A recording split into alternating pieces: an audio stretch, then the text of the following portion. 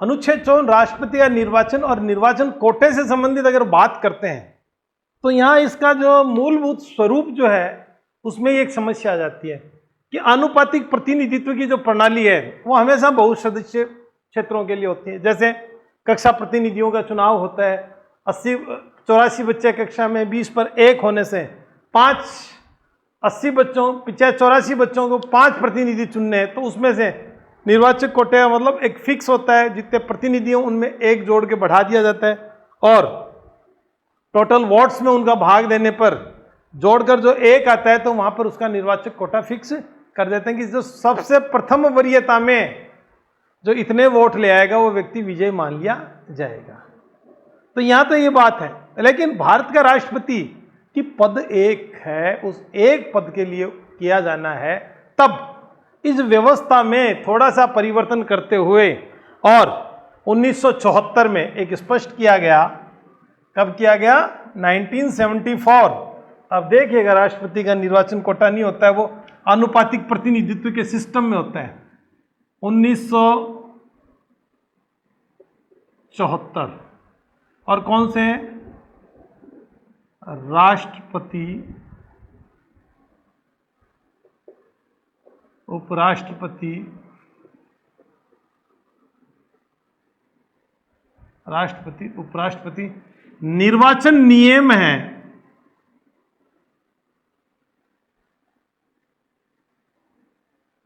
में स्पष्ट किया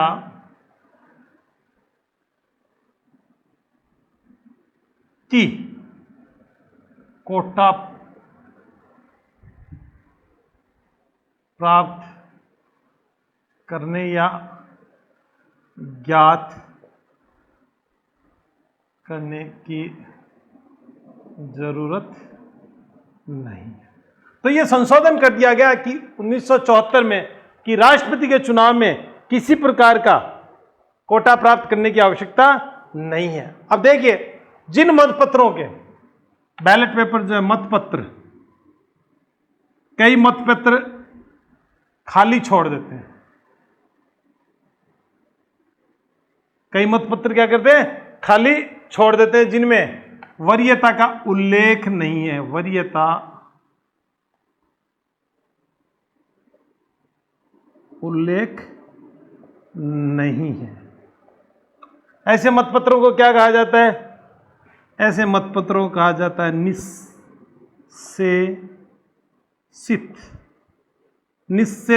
मतपत्र।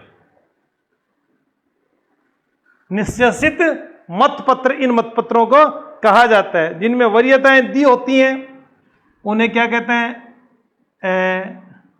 निष्शेषित। इनमें क्या दी हुई थी? वरीयता दी हुई, अर्थात वरीयता ABCD को 1 2 3 4 5 6 7 8 9 10। अब देखिए, निर्वाचक कोटा अगर अकेला ही व्यक्ति है, जैसा अकेला व्यक्ति, उसे जरूरत नहीं है। बाबू राजेंद्र प्रसाद,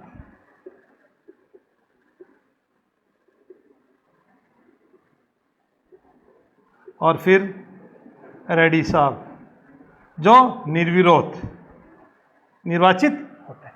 अब हम बात करते हैं कि राष्ट्रपति चुनाव में भारत की महिला राष्ट्रपति के रूप में देवी प्रतिभा सिंह पाटिल, जो अपने राजस्थान क्षेत्र से हैं, देवी प्रतिभा सिंह पाटिल। तो ऐसे में कि महिला उम्मीदवार जिन्होंने राष्ट्रपति के लिए आवेदन पत्र किया था, उनके बारे में अपन बात करते हैं। देखिए, तो भारत का संविधान पूर्ववत होने के बाद महिला राष्ट्रपति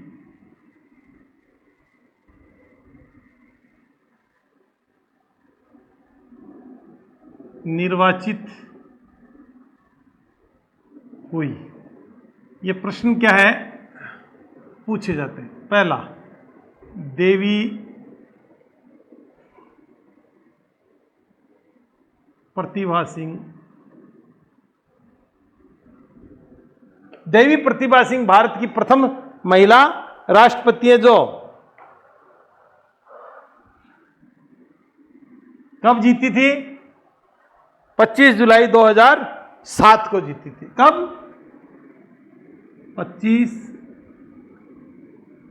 जुलाई 2007 को देवी प्रतिभा सिंह पाटिल जो है वो प्रथम महिला निर्वाचित हुई। किसके लिए? भारत की राष्ट्रपति।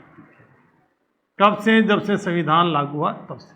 अब देखिए कि वो महिलाएं जिन्होंने चुनाव लड़ा है, कब?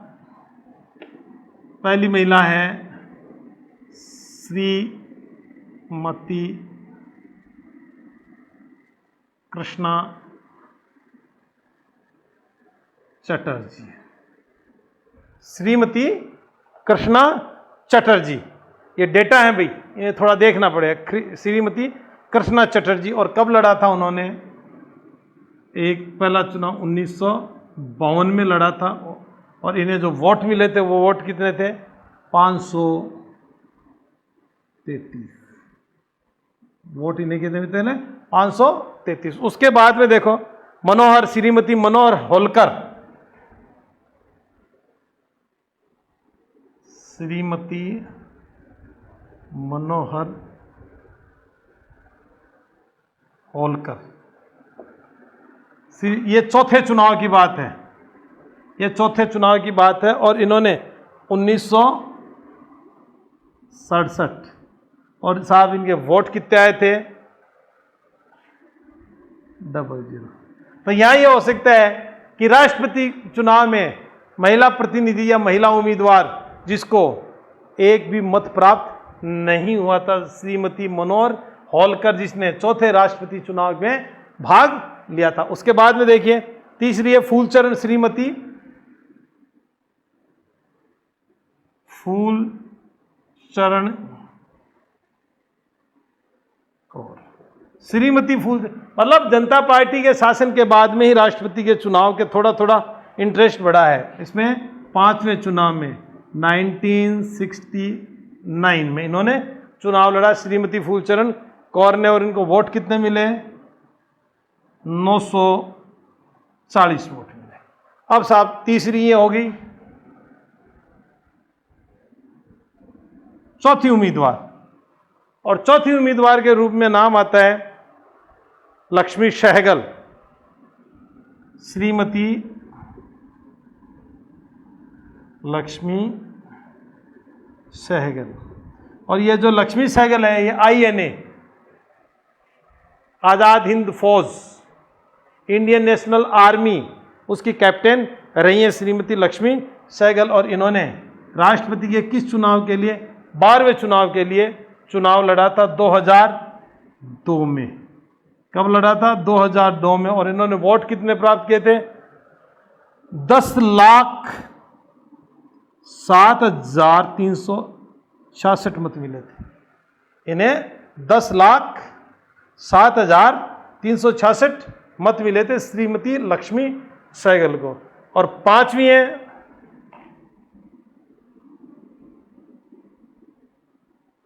श्रीमती प्रतिभा देवी सिंह। श्रीमती प्रतिभा देवी सिंह, इन्होंने कब चुनाव लड़ा था? 13वां। कब? 2007, 25 जुलाई 2007 को ये राष्ट्रपति बनी थी। और इन्हें कितने वोट मिले थे? इन्हें वोट मिले थे 6,38,116। 6,38,000। इनका 1,07,366 है। 1,07,366 है। और इन्हें मिला था 6,38,116। और अब एक छठा नाम आता है मीरा कुमार। श्रीमती मीरा, ये लोकसभा अध्यक्ष रही हैं, बाबू जगजीवन राम की बेटी हैं, और इन्होंने 15वीं चुनाव लड़े थे 2017 में, और इन्हें जो वोट मिले थे उन वोटों की संख्या थी 3,67,314। ये इन्हें वोट मिले। तो इस प्रकार से जो 6 महिला उम्मीदवार राष्ट्रपति पद हेतु जिन्होंने चुनाव लड़े, उनमें श्रीमती कृष्णा चटर्जी पहला चुनाव 1952, 533 वोट मिले। दूसरी श्रीमती मनोहर होलकर चौथा 00, फूलचरण कौर पांचवा 940 वोट, लक्ष्मी सहगल 12वां चुनाव 1,07,366 वोट, श्रीमती प्रतिभा देवी सिंह पाटिल 2007 6,38,116 वोट, और मीरा कुमार जिन्होंने 15 चुनाव 2017 जिनको 3,67,314 वोट प्राप्त हुए। तो ये महिला कैंडिडेट्स या महिला अभ्यर्थी जिन्होंने चुनाव लड़े थे वो हैं। अब देखो, राष्ट्रपति का चुनाव होने के बाद चुनाव से संबंधित कई प्रकार के विवाद हो जाते हैं। राष्ट्रपति के निर्वाचन से संबंधित विवाद जो है, उन विवादों का जो निपटारा और उन जो विवादों की व्यवस्था है वो इस प्रकार से भारतीय संविधान में व्याख्यायित की गई है कि अनुच्छेद या आर्टिकल अनुच्छेद 71(1) राष्ट्रपति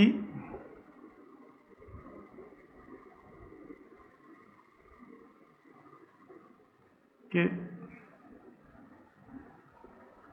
चुनाव का विवाद किसके द्वारा सुना जाएगा?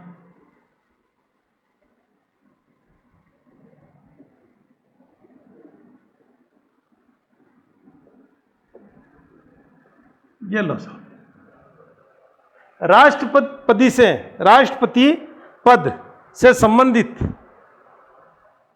जितने भी विवाद हैं उनके निपटारे और सुनने का अधिकार, या उससे संबंधित जितनी भी शंकाएं, उन शंकाओं का निराकरण करने के अधिकार किसके पास होंगे? सर्वोच्च न्यायालय के पास होंगे।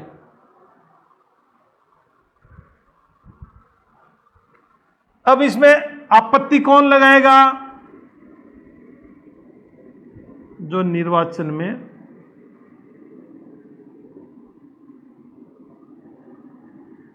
भागी होगा वही आपत्ति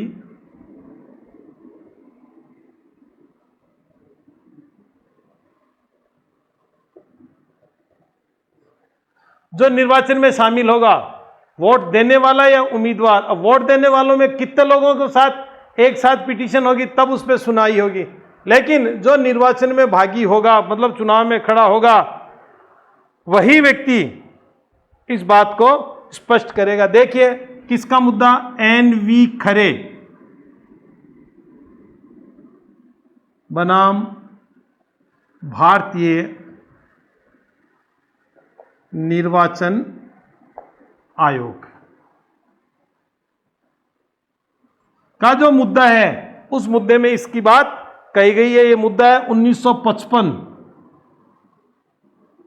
और सुप्रीम कोर्ट और 139 AIR में, ये ऑल इंडिया रिपोर्टर में इसको एन.वी. खरे बनाम भारतीय निर्वाचन आयोग, जो निर्वाचन में भागी होगा वही व्यक्ति इस आपत्ति को सर्वोच्च न्यायालय में दर्ज कराया गया। और एक और बात यहां एक स्पष्ट कर दी कि 1952 कौन सा? राष्ट्रपति उपराष्ट्रपति नियमों से 1952 की धारा 4 में स्पष्ट है कि सर्वोच्च न्यायालय सुनवाई करने वाला अधिकरण होगा। ये लो साहब, एक 1952 में ही लिख दिया था कि राष्ट्रपति के चुनाव पर सुनवाई करने वाला अधिकरण कौन होगा? सुप्रीम कोर्ट होगा। सुप्रीम कोर्ट के द्वारा ही ये होगा। अब देखिए, यहां जो बात अपन कर रहे थे, यह है कि जो भागी होगा वही आपत्ति दर्ज कराएगा। एक साहब ये नहीं कराता तो 20 व्यक्ति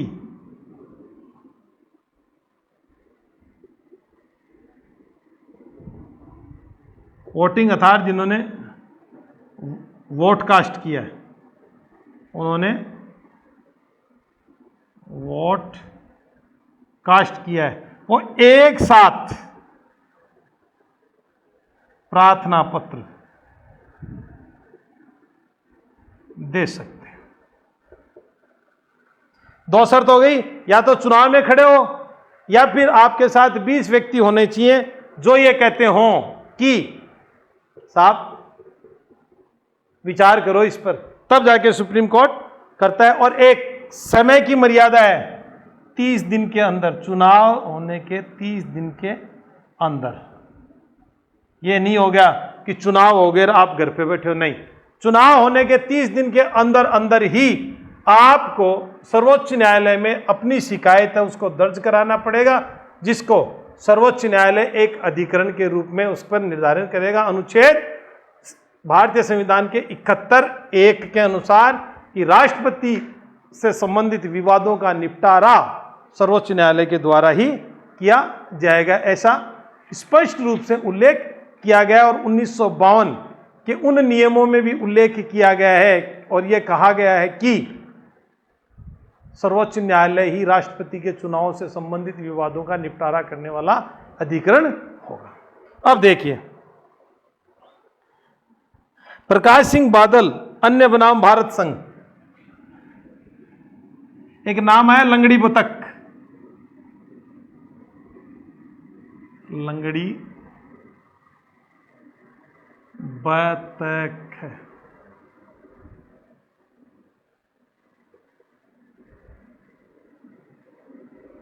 प्रकाश सिंह बादल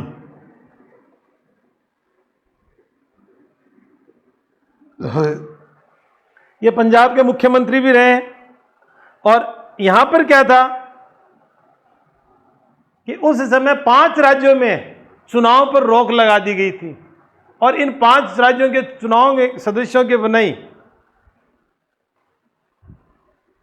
यहां चुनाव की बात कही थी। तो ये निर्वाचक मंडल जो है ये लंगड़ी बतख के रूप में संज्ञा दी गई थी। प्रकाश सिंह बादल व अन्य बनाम भारत संघ।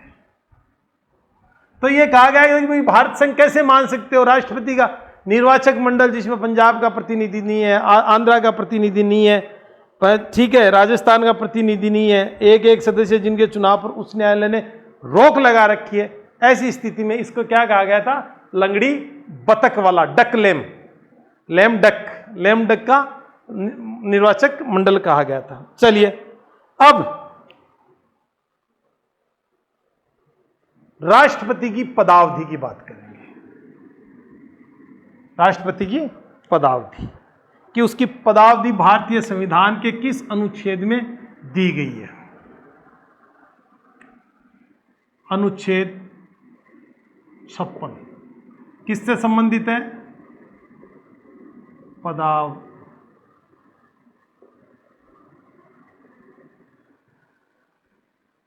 अनुच्छेद 56 क्या कहता है कि राष्ट्रपति अपने पद पर कब तक रह सकता है? तो देखिए साहब, 56(1) पद ग्रहण करने से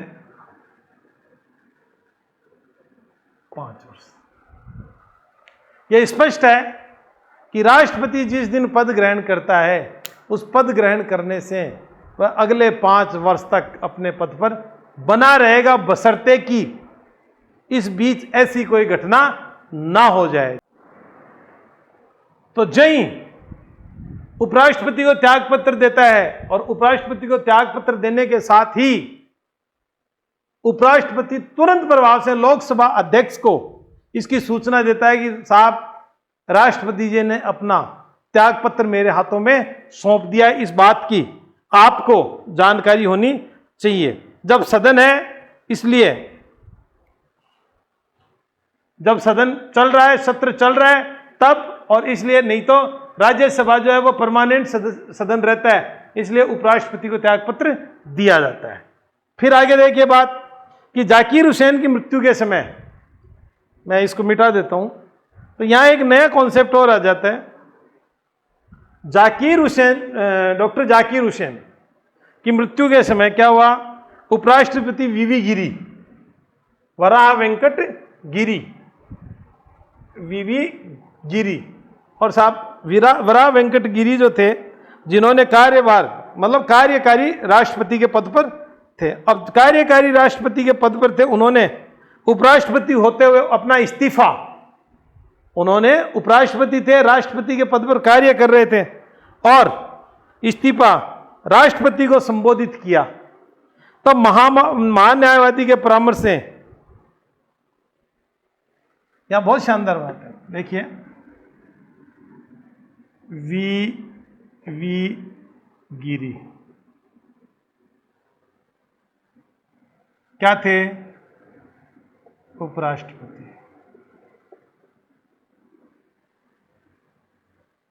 और उस समय क्या थे, कार्यवाहक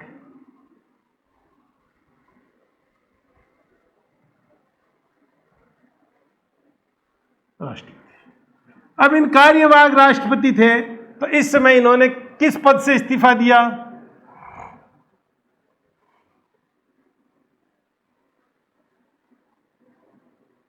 अब उपराष्ट्रपति भी खुद, राष्ट्रपति भी खुद, ठीक है। तब महान्यायवादी के परामर्श से इन्होंने अपने हस्ताक्षरित राष्ट्रपति को संबोधित करते हुए किससे इस्तीफा दिया था, उपराष्ट्रपति पद से।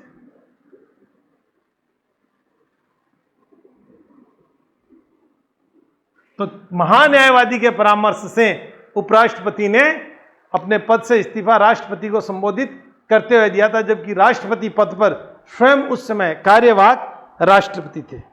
चलो आगे देखते हैं साहब।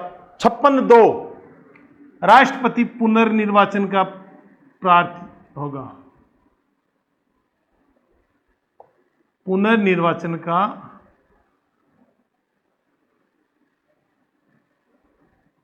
अर्थात कोई प्रतिबंध नहीं है। 56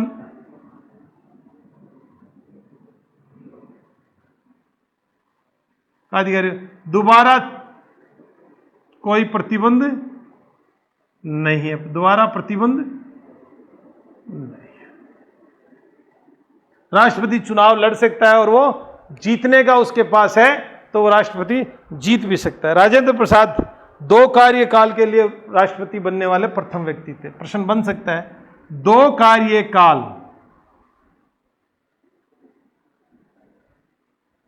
के लिए राष्ट्रपति बनने वाले बाबू राजेंद्र प्रसाद। 2 कार्यकाल के लिए राष्ट्रपति बनने वाले कौन थे?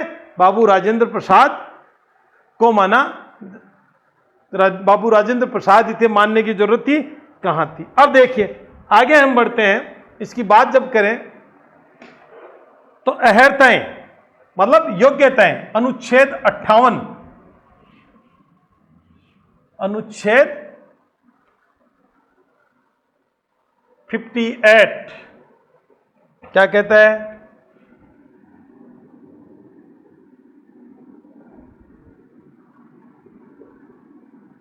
योग्य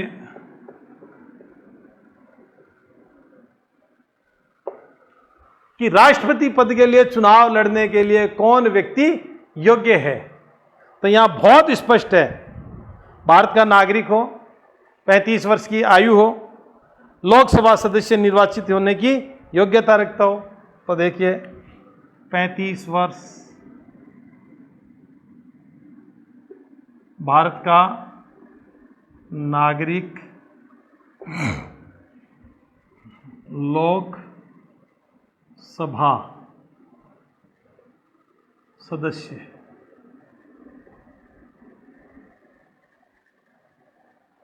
दूसरा है इसमें लाभ का पद।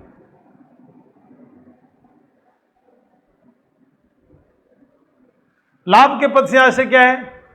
लाभ के पद से हमारा आशय यह है कि राष्ट्रपति किसी ऐसे पद पर नहीं हो जिसका वेतन भारत की संचित निधि या आकस्मिक निधि पर भारित होता हो, कि भारत सरकार के द्वारा उन्हें वेतन नहीं दिया जाता हो, ऐसे किसी पद पर नहीं हो। फिर देखें 59(1) राज्य विधानसभा,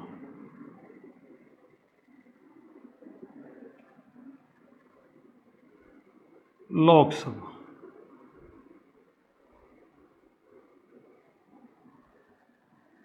राज्य विधानसभा या संसद ही कर लो यार, संसद का सदस्य नहीं हो,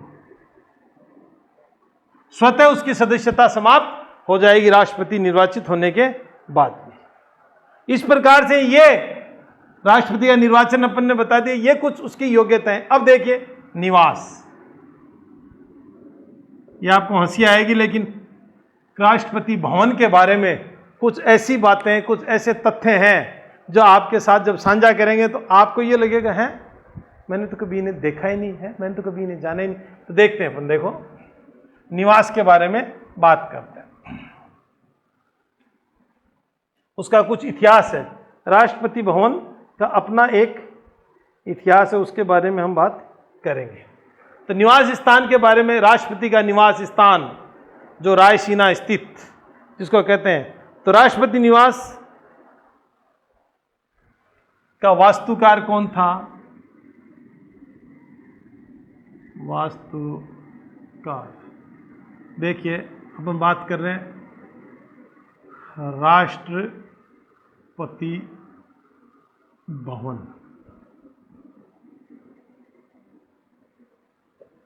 तो ये जब वास्तुविद, इसका वास्तुविद कौन था? एडविन लुटियंस वास्तुकार था साहब इसका, एडविन लुटियंस।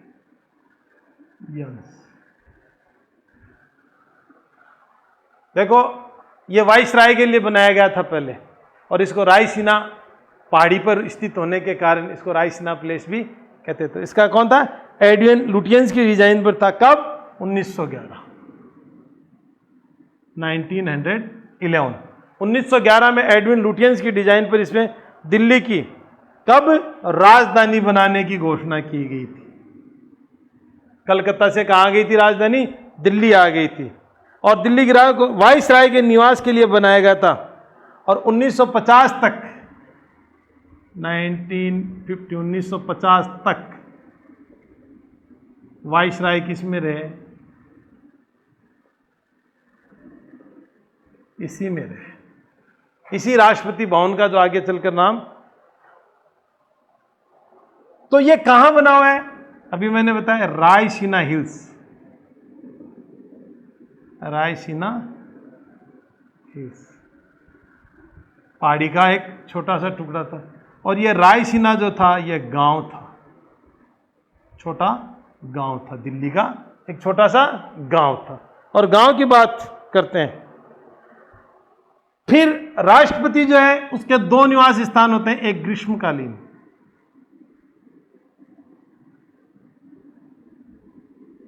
और साहब एक शीतकालीन।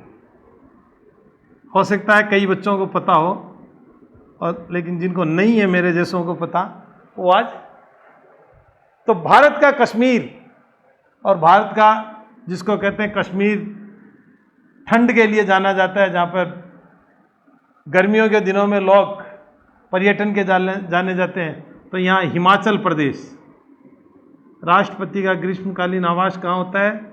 हिमाचल प्रदेश। और हिमाचल प्रदेश में कहाँ पर? घरबारू, एक गांव है घरबरा। क्या गांव का नाम क्या है? घरबरा। हिमाचल प्रदेश का एक गांव है घरबरा, वहां पर राष्ट्रपति, जिसे द रिट्रीट कहा जाता है, घरबरा है जिसे किस नाम से जाना जाता है? द रिट्रीट, जिसे द रिट्रीट, राष्ट्रपति का ग्रीष्मकालीन आवास कहां पर है? हिमाचल प्रदेश, और जिसे किस नाम से जाना जाता है? घरबरा में है, और उसे द रिट्रीट के नाम से जाना जाता है। और जब द रिट्रीट कहा जाता है, और शीतकालीन कहाँ है? जहां पे चारों मौसम एक जैसे होते हैं, हैदराबाद। आंध्र प्रदेश की राजधानी हैदराबाद में यह है। और आवास में राष्ट्रपति, इसे क्या कहा जाता है? राष्ट्रपति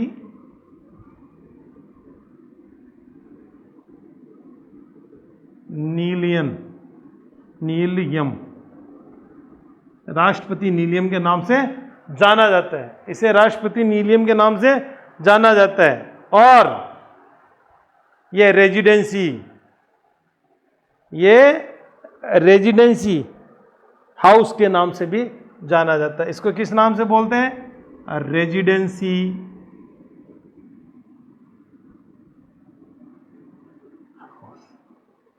रेजिडेंसी हाउस के नाम से जाना जाता है। इससे सामान्यतः वर्ष में राष्ट्रपति दक्षिण की यात्रा पर जाते हैं, दिसंबर और जनवरी में। देखिए अब अलग चीज निकल के आ गई। तो राष्ट्रपति भवन के वास्तुकार कौन? Edwin Lutyens. तो 1911 में जब कलकत्ता से दिल्ली राजधानी स्थानांतरित हुई थी, उस समय से लेकर 1950 तक वायसराय इसी भवन में रहे। और रायसीना हिल्स दिल्ली का एक गांव था। उस गांव में अभी वो उसका नहीं है। अब यहाँ पे ग्रीष्मकालीन और शीतकालीन दो निवास स्थान होते हैं राष्ट्रपति के। तो ग्रीष्मकाल में कहाँ चले जाता है? हिमाचल प्रदेश का एक गांव है घरबरा, जहाँ पर उनका निवास स्थान है, वो क्या कहलाता है? The retreat.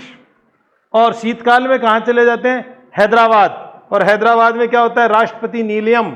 और राष्ट्रपति साल में एक बार दक्षिण के राज्यों की यात्रा करते हैं, संभवतः दिसंबर और जनवरी में। उसे रेजिडेंसी हाउस के नाम से भी जाना जाता है। इस प्रकार से ये बातें स्पष्ट हो के आती। अब देखिए, राष्ट्रपति की हम बात कर रहे थे, उनके त्याग पत्र की।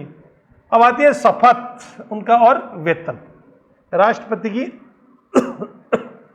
शपथ और उनका वेतन।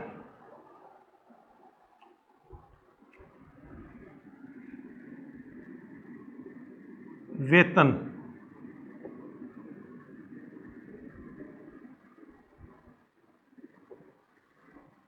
500,000 मतलब 5 लाख रुपए उन्हें प्रति माह वेतन दिया जाता है। और सेवानिवृत्ति के बाद में 1.5 लाख रुपए पेंशन दी जाती है। 5 लाख रुपए मासिक वेतन और सेवानिवृत्ति के बाद उन्हें क्या दिया जाता है? 1.5 लाख रुपए की पेंशन दी जाती है। अब देखिए, शपथ आर्टिकल 60, सर्वोच्च न्यायालय का मुख्य न्यायाधीश, सर्वोच्च न्यायालय का मुख्य न्यायाधीश राष्ट्रपति को अपने पद की शपथ दिलाता है। और अगर यह मुख्य न्यायाधीश नहीं होता है तो इनकी अनुपस्थिति में अन्य वरिष्ठतम जो न्यायाधीश होता है वो उन्हें पद की शपथ दिलाता है। देखो, शपथ में क्या होता है? मैं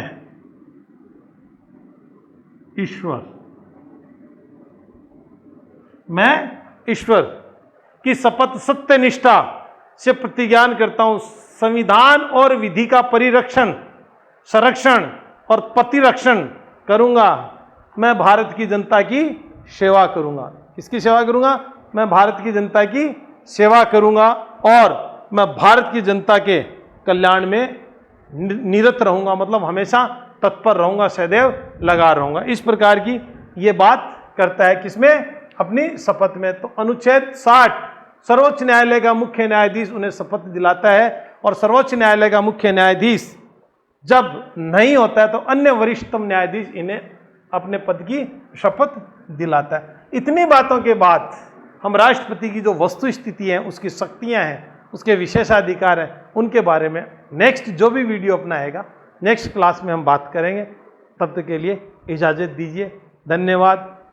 घर पे रहिए, सुरक्षित रहिए, बहुत अच्छे से रहते हुए अपने उद्देश्य को पूर्ण करने के लिए अच्छी सफल प्रयास कीजिए। धन्यवाद। जय भारत, जय हिंद।